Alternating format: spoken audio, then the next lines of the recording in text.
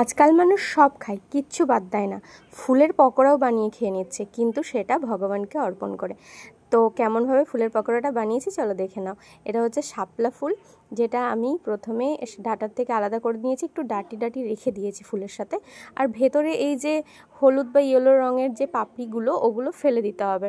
ওগুলো ফেলে দিয়ে তারপরে কিন্তু পকোড়াটা করতে হবে। আর এখানে আমি বেসন গুলে নিয়েছি, এখানে দিয়েছি বেসন আর একটু চালের গুঁড়ো সামান্য, আর নুন, হলুদ আর কালো জিরে দিয়ে এর ব্যাটারটা বানিয়ে নিয়েছিলাম।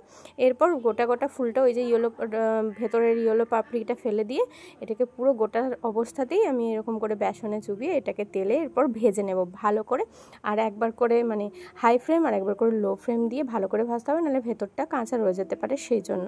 তো এরকম করে ভালো করে সুন্দর করে ভেজে নিলে একদম মুচমুচে একটা সুন্দর শাপলা ফুলের পকোড়া হয়ে যাবে।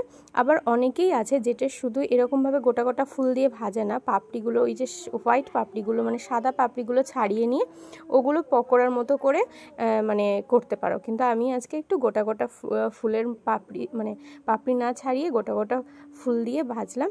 দেখতে ভীষণ ভালো লাগছে আর খেতে একদম ভীষণ টেস্টি। হ্যাঁ, এটা তো স্ন্যাক্সেও খেতে পারো, আবার দুপুরের ভাতের সাথেও খেতে পারো, স্ন্যাক্সেও খাওয়া যাবে একটু সস দিয়ে, ভালোই লাগবে কিন্তু বিকেলটা। তো কেমন লাগলো অবশ্যই জানিও।